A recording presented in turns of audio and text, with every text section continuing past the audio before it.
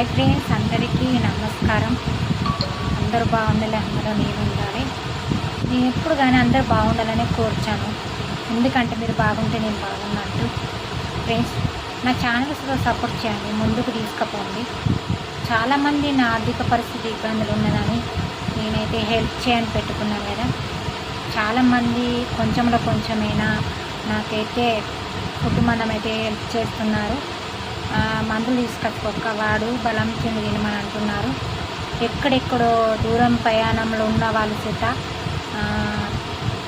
అందరు ఫోన్ చేసి నన్ను అడుగుతున్నారు. ఒక అక్క లెక్క, ఒక చెల్లె లెక్క, ఒక బిడ్డ లెక్క చాలామంది నన్ను పలకరిస్తున్నారు, ఫోన్ చేసి మాట్లాడుతున్నారు.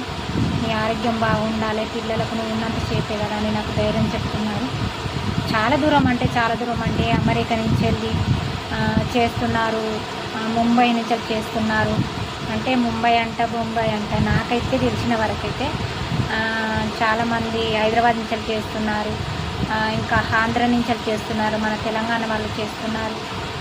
చాలామంది ఇంకా Mancherial side, Karimnagar side, Vijayawada side, ఇంకా చాలా మనకు ఇటు ఏరియా మొత్తం నాకైతే చాలామంది అయితే ఫోన్ చేసి అక్క నీ ఫుడ్ నువ్వు వెళ్తూ మంచిగా చూసుకోవాలక్క, దిగులు పెట్టుకోవద్దు, రంది పెట్టుకోవద్దు, నువ్వు మంచుకుంటేనే కదా పిల్లలకు అని అంటున్నారు. కానీ నా ప్రాబ్లం చాలామంది అడుగుతున్నారు, ఎన్ని సంవత్సరాలు అవుతున్నారు. నాదైతే 10 సంవత్సరాలు అవుతుంది ఈ ప్రాబ్లం వచ్చి అయితే 10 సంవత్సరాలు అవుతుంది. పిల్లలే చేసుకుంటారు వంట కానీ ఏది కానీ.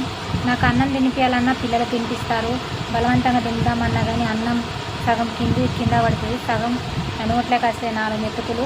అదైనా బలవంతంగా తిని నాకు రెక్క గుంటుంది, ఎడమ రెక్క అయితే ఇది పని చేయదు. ఇక తల దూసుకుందామంటేనే ఈ ఎంటికేలు దూసుకోవస్తలేవు, చిట్టి దూసుకుంటాయి కదా బడిపోడు.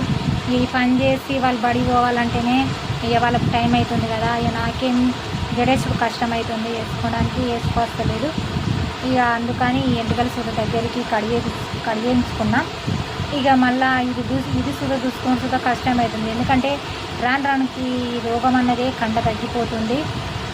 నేనైతే ఒక పూట తింటే ఒక పూట తినలేని పరిస్థితి, వెళ్ళలేని పరిస్థితి అన్నట్టు.